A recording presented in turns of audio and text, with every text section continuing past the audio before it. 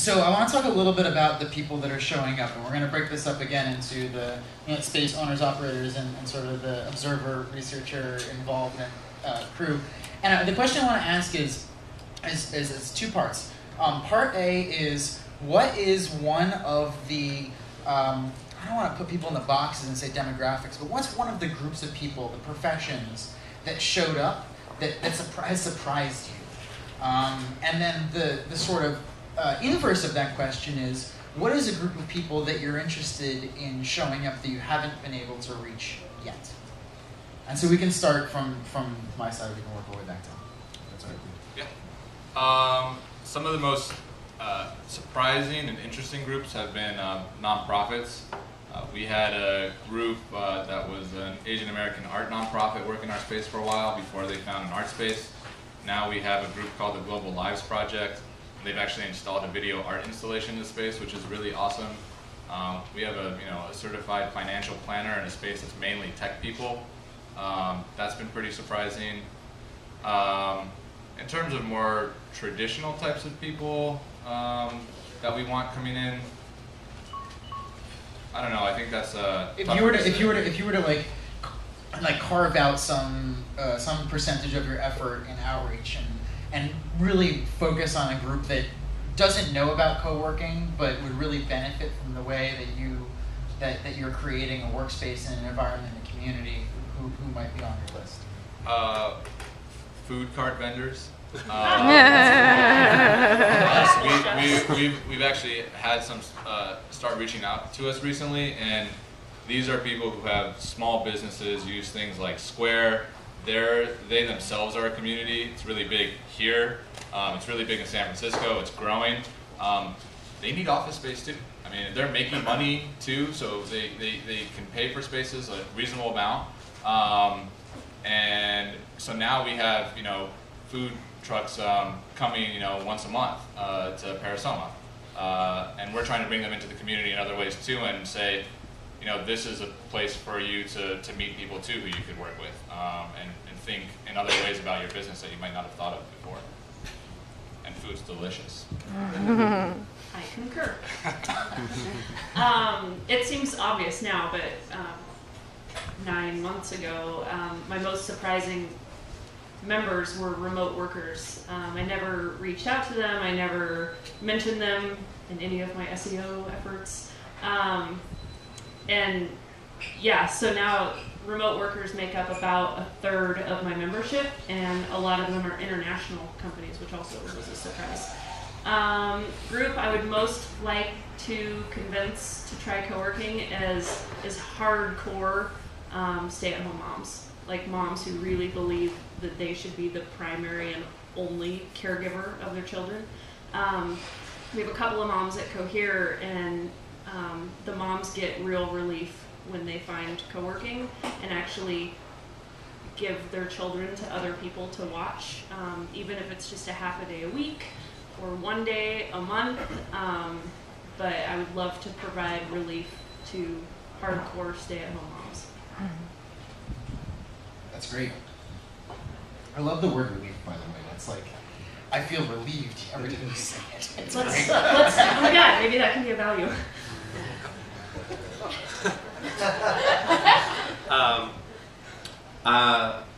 I actually think it's more fun to think about, to try to break out from the occupations, because everyone always thinks about the occupation, what occupations are there, and especially the fact that it tends to lean white, male, and tech. And as somebody who's escaping the software industry, I've spent enough time with a bunch of white dudes in a room. So I'm look the same, right? Yeah. We have so many diverse occupations. We have a city planner. We have a guy who teaches his girls how to send dirty text messages. We have a woman who... What?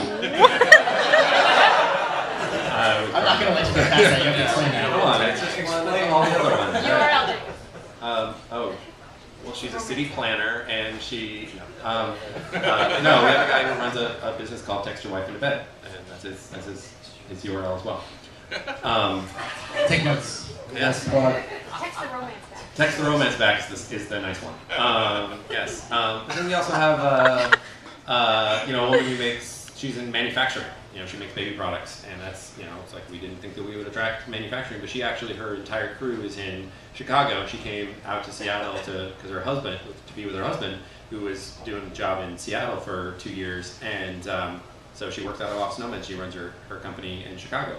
So occupationally, it's hugely diverse, and I love the fact that we don't fall into any particular niche.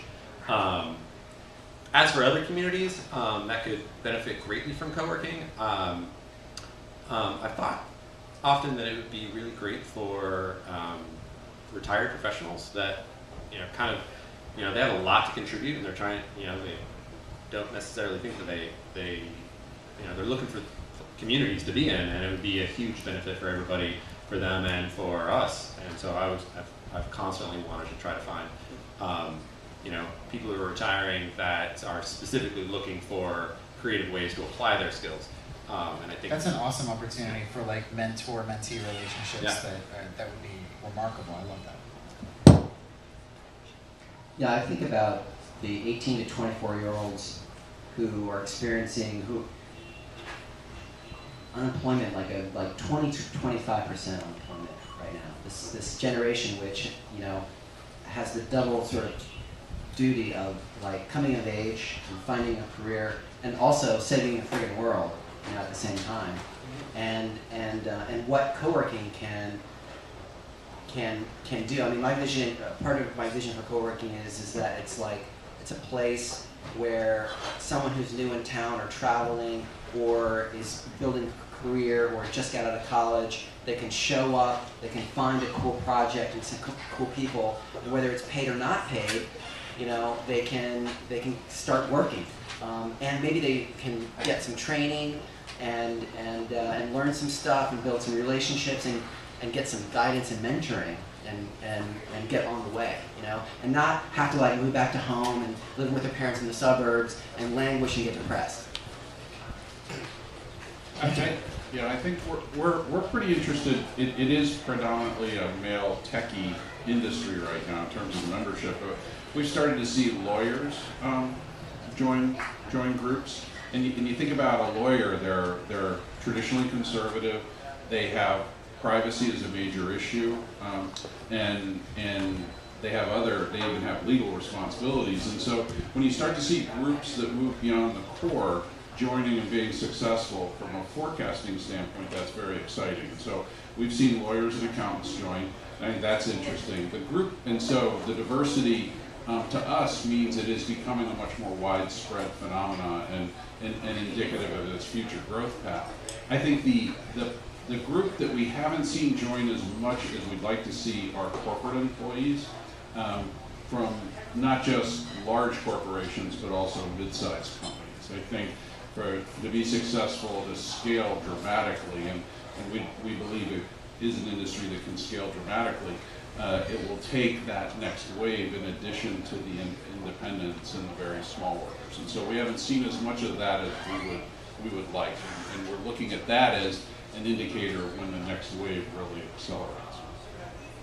That's awesome. So I've got a 2-minute, 30-second warning, and I'm going to try to not end